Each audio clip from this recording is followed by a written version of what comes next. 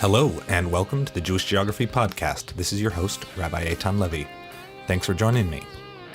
If you'd like to find out more, go to rabbieitan.com, RABBIEITAN, and you can find links to other podcasts, videos, tours that I offer, and all sorts of stuff there.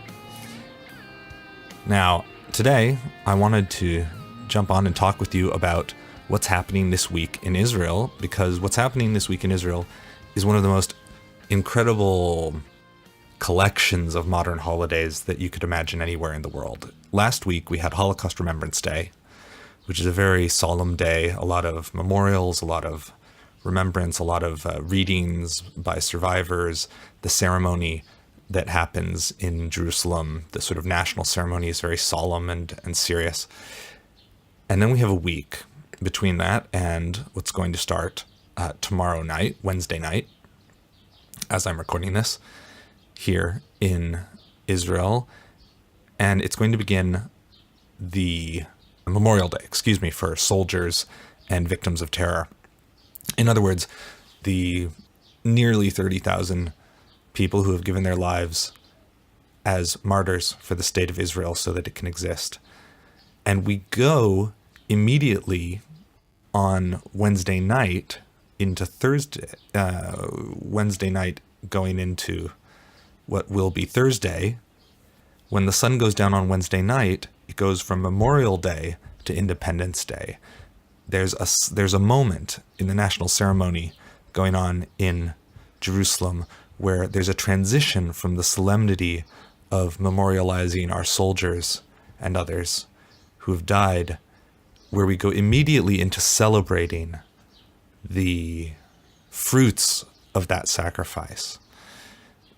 What it helps us do here is it immediately puts on the table the direct connection between the sacrifices made and the fruits of the labor, the state that we get to live in and enjoy today, which is an incredible thing. I was watching the other day, I posted on my Facebook page, if you want to look there, a video of this group in Israel called Kululam. And they basically they do these sort of public singing together events, which comes out of an old tradition in Israel of shira b'tzibur, public singing, where you'd have groups of people get together in sort of the community building of whatever sort you had available, and people would sing these classical Zionist songs or popular songs, and these days old timers get together in the nursing home and do it singing songs from the 40s and 50s. But this is basically a modern take on that sort of old Israeli tradition where they get together big groups of people in concert spaces and they break them into groups and teach the different groups of people how to sing the harmonies on various songs, usually popular songs that everyone is sort of familiar with. And they got together a few days ago in, I believe it's Nokia Stadium, the big basketball stadium in Tel Aviv, with 12,000 people, with this group Kululam, with the sort of conductor fellow up on the stage, and Shlomo Shabati singing the main lyrics. He's sort of an old Israeli rock icon. And they got up there and they directed this huge crowd of 12,000 people to sing this wonderful song, Al Hadvash V'Al Oketz, this song, I believe, by Naomi Shemer, which is all about thanking God for everything in this world, for the honey and the thorn is the name, the title of it. So we're thanking God for the honey and for the thorn, for all the good about this land. And in the end of the song, it's thanking God. It's asking God to help us maintain what we have and thanking him for returning us to our land. In fact, one of the lines in the song is that return us and we will return, which is a line from the prayer liturgy that we repeat regularly. And I saw this huge crowd of people singing this song, and really, what is it? What is this song if not a prayer? It is a prayer. It's explicitly a prayer.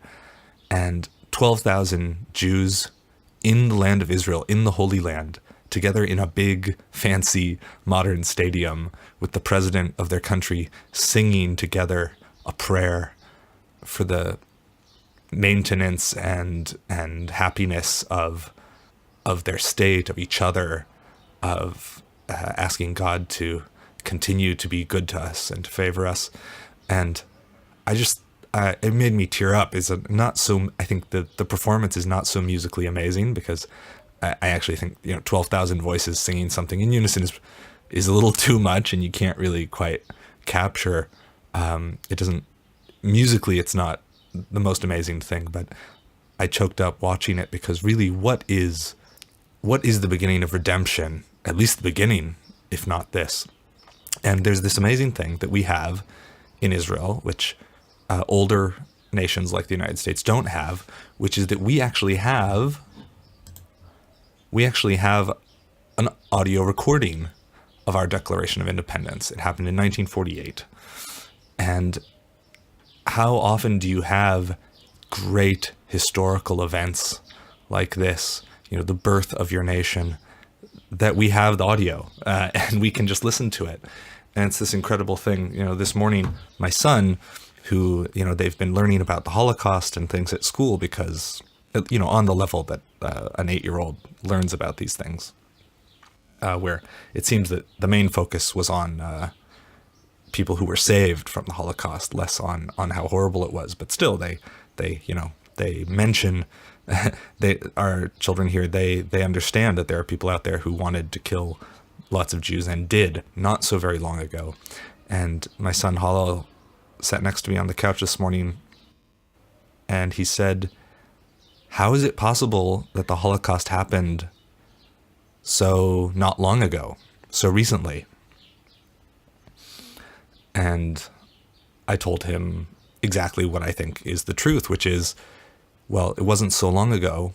It was 73 years ago, because it was only 70 years ago that we established a state that could protect us, that could protect Jews from a very, I stopped there, but I'll say for us, the adults listening, that for the very hostile world, which still wants to do us harm, but today we have a state, and then we didn't. And that's only been for 70 years this Thursday.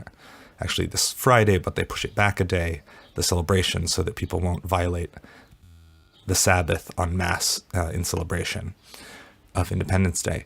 So this year, we're celebrating a day early, on Thursday, the Declaration of Independence of the State of Israel, our 70th birthday, that we have a place that, for whatever reason, after the Holocaust, God found, or rather we found favor in God's eyes, and were delivered from the existential crisis, from the very literal crisis of being able to continue to exist in this world physically, that the Jewish people found ourselves in 75, 73 years ago. And the Declaration of Independence is an amazing document. I'm going to read you some of the text of it in English. This is from the official website of the Knesset, our parliament, Knesset. First, I want to give you a little bit of background. So, in November 1947, the United Nations took a vote on the partition plan, the partition of the Palestine Mandate, this area of the world that was controlled by Britain, into a Jewish and an Arab state. And Jerusalem was going to be a international city, basically continued to be run by the UN, essentially because the Christian countries didn't want to give up control of it either to the Muslims or to the Jews. So they gerrymandered the district. Essentially, the partition plan was going to give Jewish majority areas to the Jews and Arab majority areas to the Arabs. And in Jerusalem, there was a clear Jewish majority. However, in Bethlehem, which is just a few miles away, there's a clear Arab majority. And instead of giving Bethlehem to the Arabs and Jerusalem to the Jews, they mushed them together into one district where it came out to be more or less equal Jews and Arabs, and therefore they could make a decent claim that they couldn't give it to either side, and therefore it had to be internationalized, meaning it had to remain under the auspices of the mostly Christian mostly European states which dominated the United Nations, especially in the years after, shortly after World War II, and still make up, 4 of the 5 permanent members of the Security Council of the United Nations. So essentially what happened is that the Arabs immediately rejected it, and the Jews, the Israelis, immediately accepted it in principle. However, since it was rejected by the Arabs, who immediately started war, the terms of that declaration immediately became null and void. But there was an argument, because in between the vote in the United Nations and May 15th, or the 5th of Iyar, when about 6 months later, when the Declaration of Independence took shape, it was becoming clear to everybody that there was going to be a war. And many people were worried that the Jews would be destroyed, and many other people were worried that the Arabs would lose, and very much wanted the Arabs to win. So they didn't want there to be a war for various reasons, and the United States actually came to pressure Israel not to declare independence. But if you are going to declare independence, at least declare your borders to be in line with the partition plan. That way you'll have the international imprimatur. So there was a vote taken just a few days before the Declaration of Independence where they specifically chose not to declare borders, because obviously these borders were about to be set by war, not by any declaration of an international body.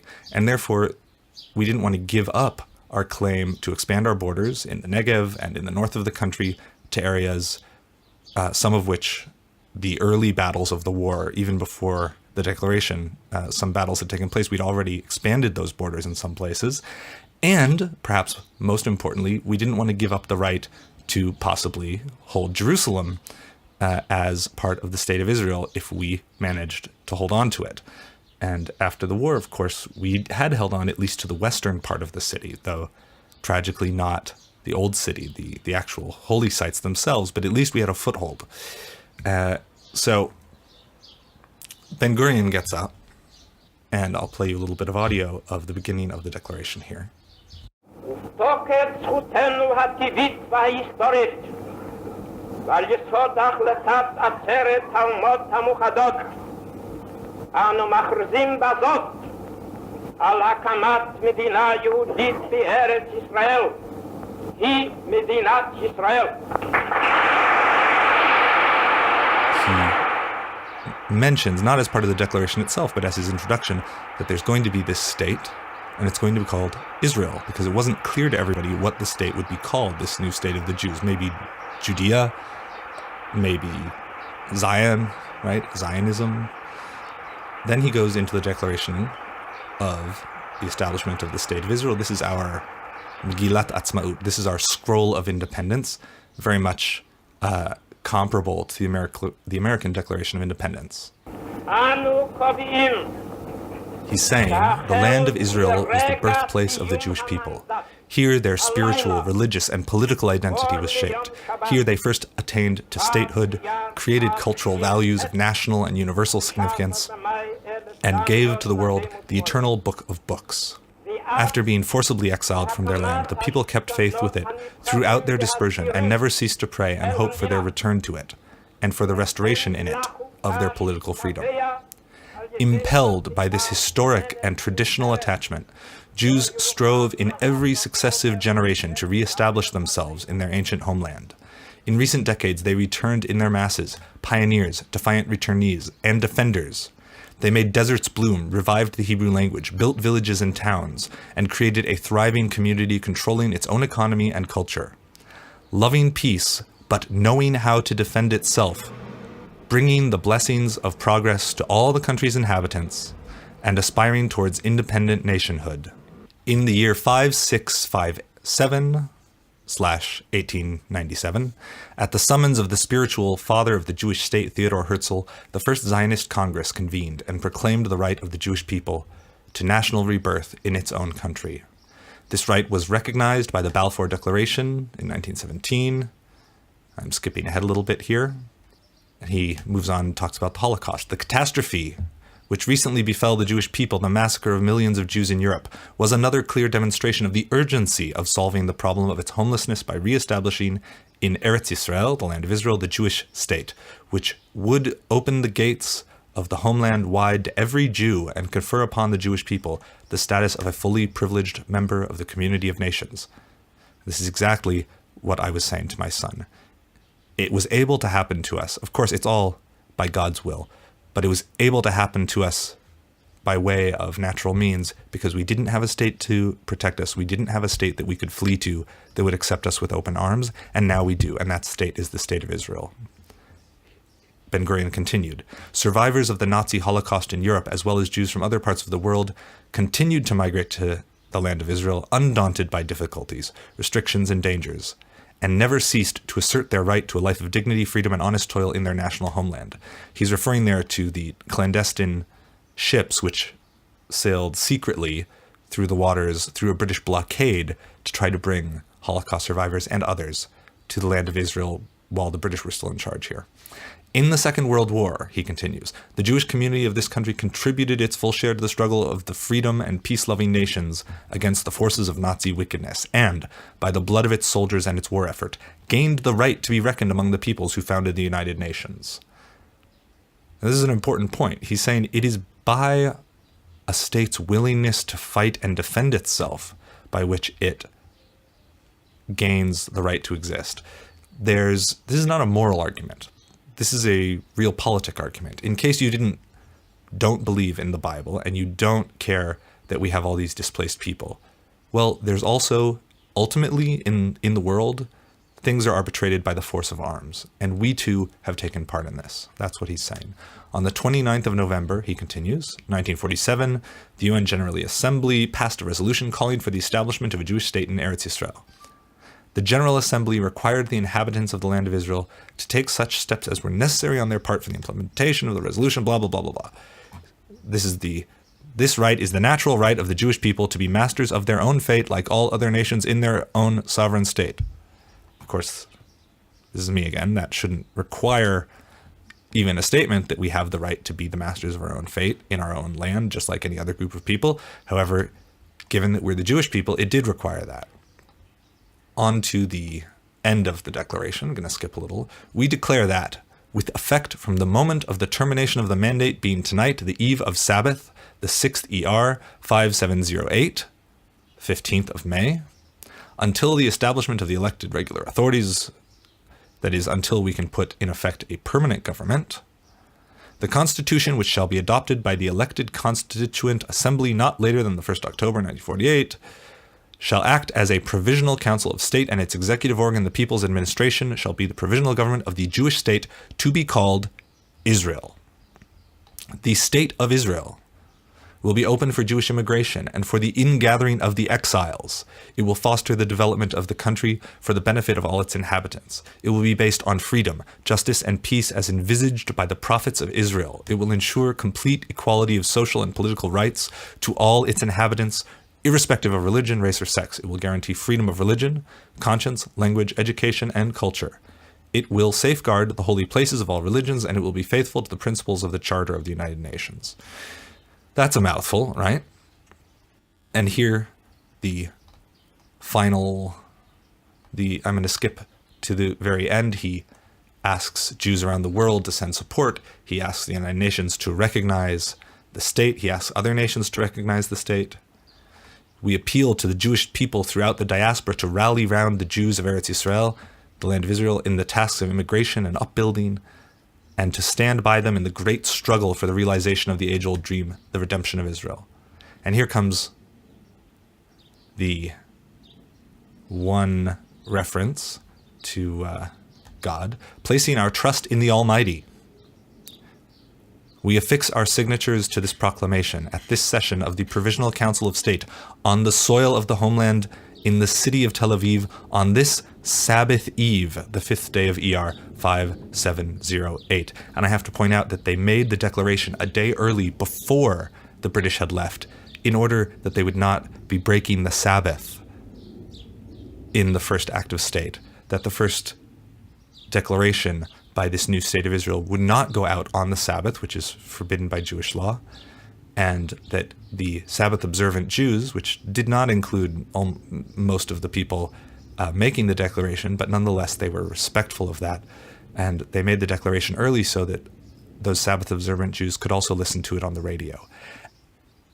This is a declaration of intent, that the Jewish state is going to be a homeland, a refuge, a defense, a realization of thousands of years of dreaming. And if you look back historically and you see that when this declaration was made, 6% of the Jewish people in the world lived in the land of Israel. And now it's over 40%. And that's even if you include people who aren't Jewish according to Jewish law, but consider themselves Jewish. If you don't include those people, I think it's much closer to 50% of the Jews in the world now live in Israel. Over 6.5 million Jews. More Jews than were killed by Hitler now live in the land of Israel. And we've gone from a backwards third world country based primarily on agriculture with our economy to a first world powerhouse economy with one of the most powerful armies in the world, with, according to foreign sources, report that we have nuclear weapons. We are the dominant power in the Middle East by any standard. And it is essentially unimaginable that something like the Holocaust could happen today. We could have a war. We could have a very bad war where a lot of people die. But a mass slaughter that goes unanswered is not possible. Israel has second strike capabilities, again, according to foreign sources, so we hear. So, so much has been accomplished. And when I think again of those 12,000 Jews gathering in a stadium in the Hebrew metropolis of Tel Aviv, a short drive away from the reunified and rebuilt city of Jerusalem, rebuilt in everything except the pinnacle, the final goal, the temple, I don't see any way that anyone can deny that this is on the way to redemption, whether you think we're there or not, of course, being another issue. So what happens in the end of the Declaration of Independence? Well, eventually, after the declaration is read, all the people in the room didn't know that the orchestra, the sort of nascent national orchestra of the State of Israel, was on the floor above, because there was no room in the room where they were doing the declaration. It was overflowing with people and cameras and microphones and everything. So they didn't know that the orchestra was there.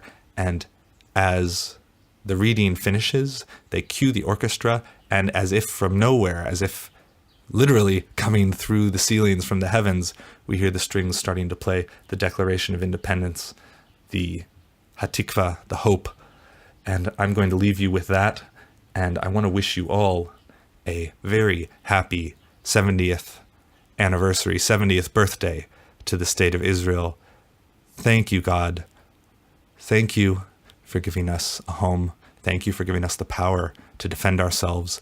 Thank you for delivering us from the hands of those who would destroy us and giving us the strength and dignity to live in our own land and chart our own course, to make our own mistakes and have to work through them through our own decisions, and to not be tossed anymore on the waves of history as a people lost among the nations.